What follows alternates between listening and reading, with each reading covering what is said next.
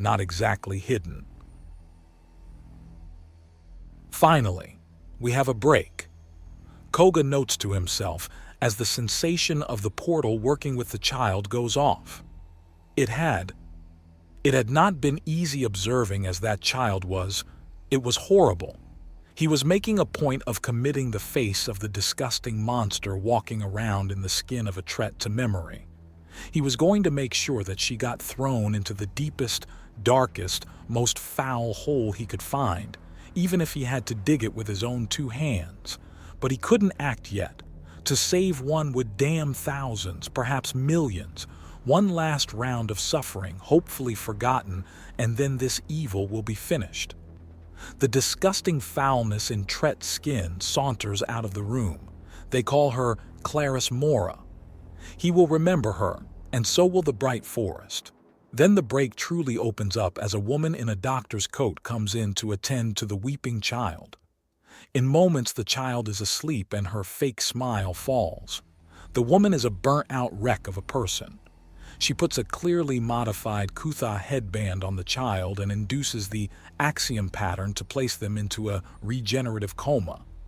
She picks up the child and then carries him out. A tiny moth with a wingspan less a centimeter clings to her doctor's coat and is on for the ride. It takes maybe 20 steps before the child starts stirring, healing from an injury so, well, it's not minor. But it's a lot less work than reversing cancer or restoring a lost limb.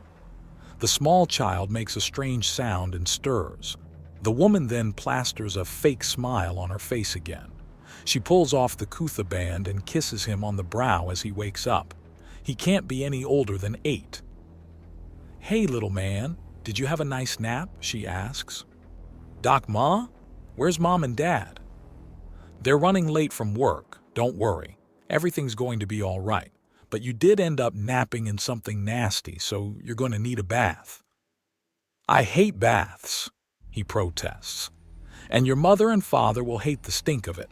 Don't worry, we have spare clothes you'll like." She assures him, unaware that a perfect recreation of her face is being shown to a police officer. The tiny moth only spends enough time in the bathing room to sow some spores and is off to explore the area. Eventually, it finds what it's looking for and it hovers, half in and half out of a grate.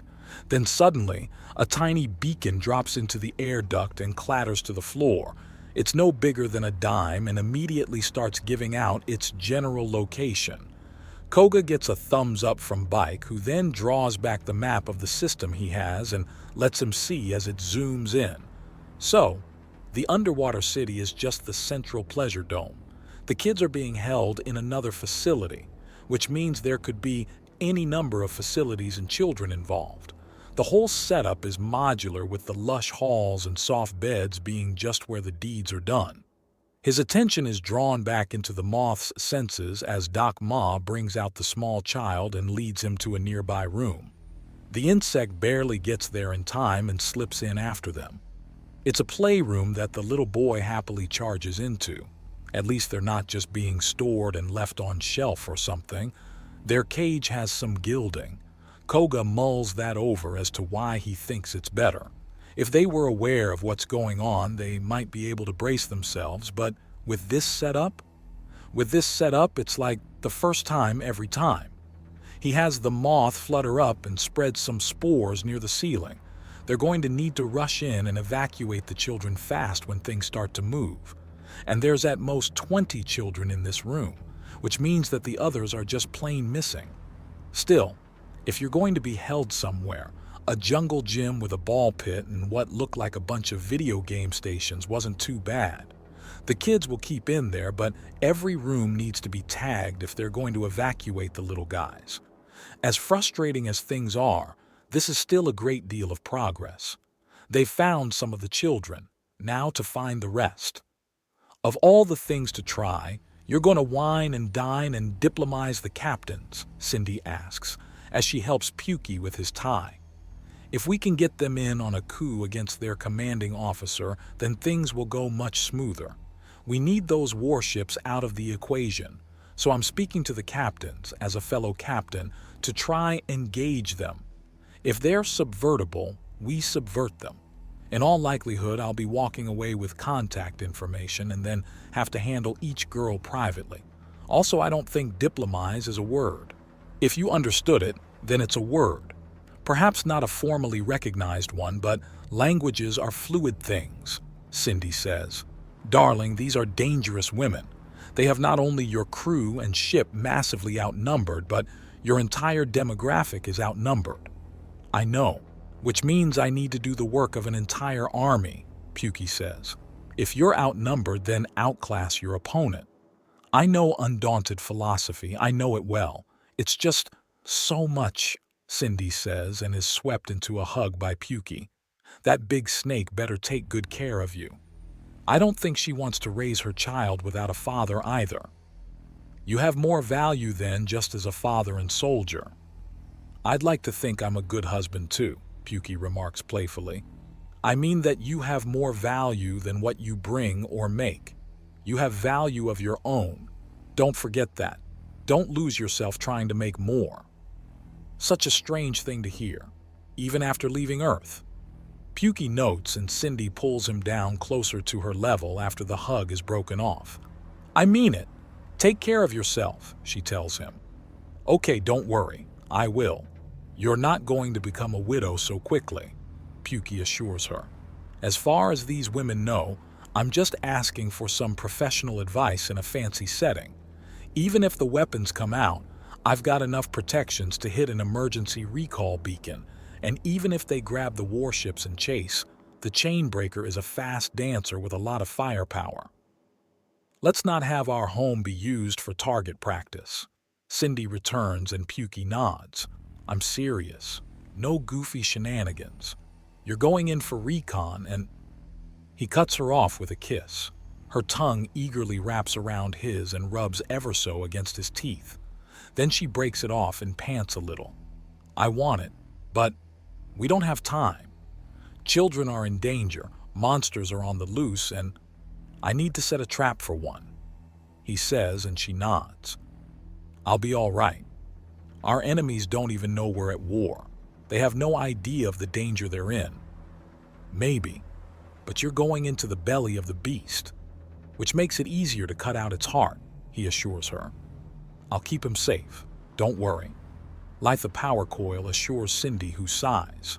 I know, I worry. Our egg is hatching soon, and I have every single hormone in my being just boiling over. The moment I hear something, I expect a monster around the corner, and the idea of anyone being out of my sight has me so worried it's all I can do to not grab one of the controls of the ship and using the main weapon batteries to just fire on anything that looks at us cross-eyed. Is this normal? Pukey asks. Nesting instinct. The galaxy is a lot more communal than it is on Earth. Litha notes. Having just one mother in an area may be incredibly romantic, but our instincts say it's dangerous. There's so few guards on the nest, so little in the community to help us should we fail. So we go into a paranoid frenzy. Not every race suffers this. Apuk and Lydris are very content to be alone with their eggs. But a Kobe? A Nagasha? We stick close. Oh, so the way to ease my wife's worries is to have more wives. It's been months out here, and that still just feels so very, very backwards, Pukey remarks. You humans have it all backwards, Litha remarks. As we've said many times, Cindy adds. Also, I'm sorry that the first chance to have some proper time with him is so full of duty and work. Oh, I don't mind. This is exciting. A daring dinner where you must carefully consider each diner's behavior and answers with lives in the balance. A tense atmosphere and dearly dangerous mission to the backdrop of a lovely romantic evening. It's fresh out of a holodrama. Just remember that most novels skip the gruesome and gritty details of military life or a doctor's job. Oh, I know. So many magazines covered with men that have little more than loosely fitting pants and motor oil to cover their rippling muscles. Even if they do look like that, they're more likely to be cursing or grumbling as one repair or another is giving them a hard time. I know very well. Why do I feel like there's a story behind that? Later, perhaps, Litha remarks. After all, we have a luncheon to get to. Yes, I suppose we do, Pukey says, before chuckling and leaning back to look up for a moment, and then looking back down with a smile that's not forced in the slightest. What? Cindy asks. I never wanted a command position. I wanted to stay out of politics and just do well. Then the chaining, then the casino, and the huge brawl, and you and Slytherin and everything else that spilled out. I never asked or sought authority, but it really was thrust onto me. Do or die, so I did. Now, I'm going off to face people who've done the opposite all their lives. The women that sought out captaincy and command. Life's just funny that way. Who knows? Perhaps you'll even learn something from your fellow captains as you scrutinize them for potential corruption. Litha offers, and Pukey chuckles again. That would be just typical, wouldn't it? All right, time to play politics and incite a coup in a foreign military, Pukey says with a rueful chuckles as he brushes an errant strand of hair out from over his eye. Litha reaches down and brushes it back into place. It's the local style. They think it looks roguish and dashing, Litha tells him. And thank goodness we were able to make some new prosthetics on the quick to the local style. More thankfully, the synthetic ascendance has some fairly influential branches around here, and the chrome, hexagons, and circuitry patterns are all the rage, Pukey says. By the way, you've been Sister of the Ascendants for a while from my understanding. Are you thinking of ever being a Lady Gear? One day, but for the moment, I want to see all the excitement that follows around. Most Lady Gears have a temple that they maintain all their own. We do have unused rooms on the Chainbreaker. If being a hacker is too on the nose, you'd make an excellent chaplain. All right, you two, save the flirting for in front of the other captains. Flirting?